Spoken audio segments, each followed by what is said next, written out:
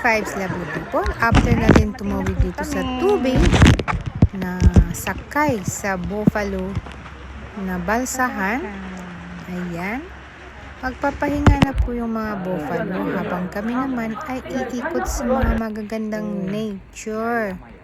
Ayan, sa mga ganitong lugar.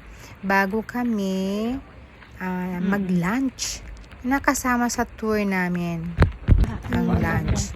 So, iniisip namin ano kaya ang magiging pagkain namin. So, medyo takam na rin, parang nagugutom na din. Pero, ikot muna tayo dito. Yan, may mga makikita kang mga tropical flowers kasi medyo mainit sa lugar na ito. Dahil malapit na lang ito sa Pilipinas, ito ay dulo ng Japan. Kaya, ayan yung mga kalabaw, mayroon pa silang flowers sa kanilang tenga. O, diba? Kung sinong magpapapicture dyan, mayroon kayong extra payment na ibibigay. So, at magpapapicture, may bayad din ang picture. Pero hindi na kami, ayoko na, okay lang kami, iikot na kami. Ito yung mga lugar na inikutan namin. Nasasakay ng boat, sasakay ng kalabaw, balsahan, at ito na yung lunch namin, guys. Pagkatapos naming umikot, ayan, magaganda din yung mga halaman na nandito. Ang ganda-ganda. Na makikita din natin ito sa Pilipinas. O, diba? Malapit na kasi sa Pilipinas, kaya ganun. Makikita natin. Yun, ganito yung mga pinuntahan namin. Tingin mo na ulit tayo. Buti na lang, may battery ang asawa ko. Ako, wala na akong battery. Nakikipag-picture na lang ako sa kanya. Tapos, late na lang niya itong binigay sa akin. O, diba? Ayan, meron ding baybayin dito. Pwede ka rin pumunta. Ayan. Napakaganda. Sarap maligo. Kaso lang wala namang naliligo. Parang feeling mo lang Pilipinas lang talaga ito, guys. Ang sarap. Parang naamoy ko ang Pilipinas. Ayan, selfie. Selfie.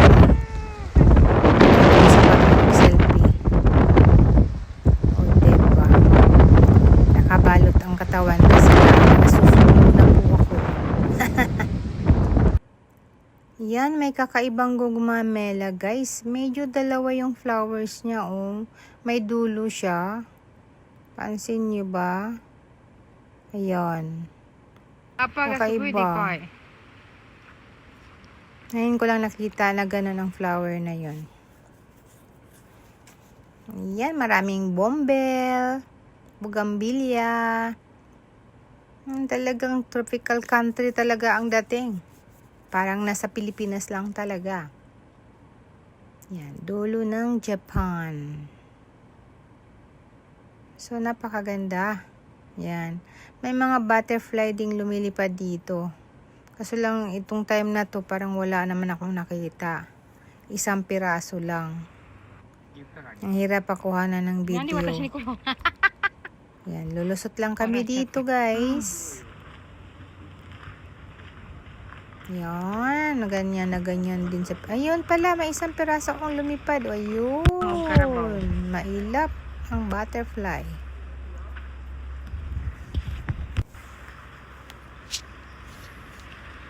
Ayan, may kanya-kanyang mga pangalan. Ito na ang mga kalabaw, guys.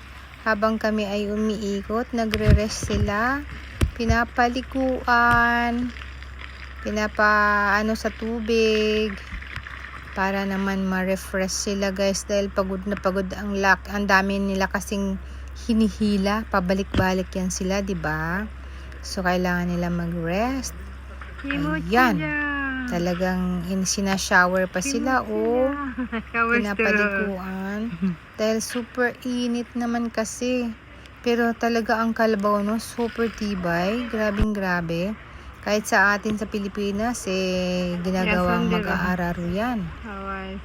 O, diba? Tingnan mo. Pagtapos namin kumain, At nakapag-rest na ang mga kalabaw. Ayun, kinukuha na sila at magsisimula na rin ulit silang kakayod. At hihilahin na naman kami. Ayan, nakapila yung kanilang mga balsahan. Yung hihilahin nila. At kami naman, medyo pipila din. Dahil may mahiwa-hiwalay ang mga kanya-kanyang sasakyan kung saan kami pwede. Ayan. O diba, hinihila din sila. 後ろの人、後ろまでベタっとくっついてください。一番前の人、そのままキープでお願いします。その間ちょっと間隔空けて座っていきましょうかね。はーい。ここからね、もうちょっとね、調整していきますよ。そしたら後ろから2番目さん来ました。 Habang kami ay bumabiyahe, may tumutugtog naman yung taga-driver.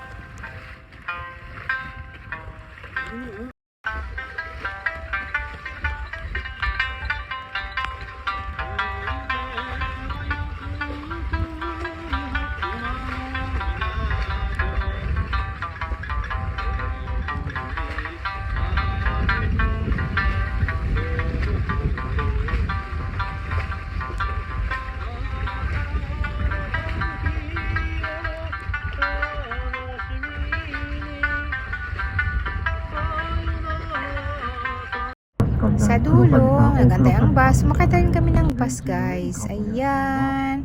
Papunta na uli kami dun sa sakayan ng ferry. Ayan. Para makabalik na kami sa aming pinanggalingan. Pinilit kong umupo sa other side para makikita natin ang ganda dito sa kabilang side naman. Yan ang mga gusto kong makita. Ang malapit sa dagat uli na mga gilid. Diba? Napaka-lovely nature. Ayan yung pinanggalingan namin. Yung umikot din kami dyan. Sumakay sa maliit na bangka din. Kung makikita nyo, nandyan lang sa ibaba ang ating video. Pwede nyo panoorin uli para malaman nyo itong lugar na pinanggalingan namin. Yan. Sa hindi pa nakapanood. So, super beautiful talaga ang place na pinuntahan namin. Hindi ka talaga magsisisi sa dream tour na ito. Diba? Super perfect. Pero, bago kami sasakay papuntang ferry, meron uli isa land transportation naman ng mga kalabaw.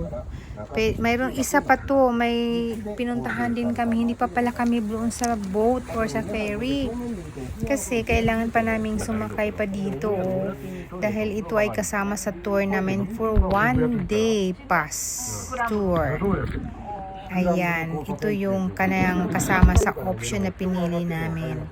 So ayan, sasakay naman dito lang sa lugar na ito yung mga hanggang sa ngayon ay may naninirahan sa ganitong klase ng lugar na itutour sa atin ng kasamang kalabaw. Ayan, may banana pa sila, kung ano-anong mga tanim.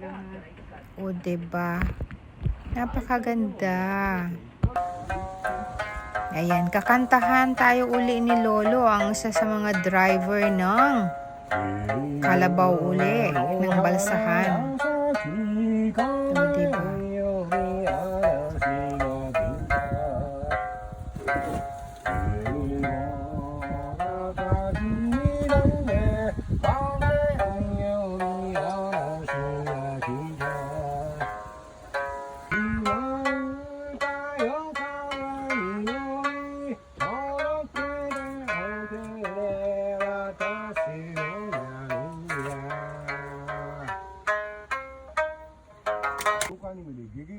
Isa ito sa pinakamatandang puno daw dito. Kaya ayan. Ayan, matibay naman yan sa kung may baha or what, may mga bagyo.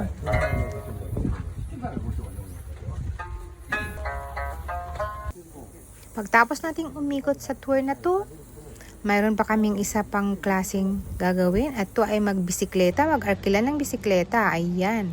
Minsan lang ako magbisikleta, guys. Pinagtatawanan pa ako ng asawa ko.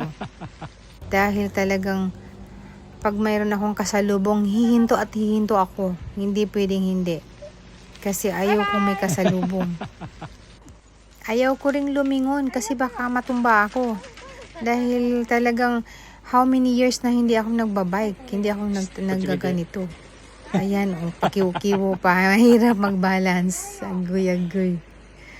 Nagtatawanan ako na, buti na lang walang tao, maganda yung daan, wala talagang kasalubong.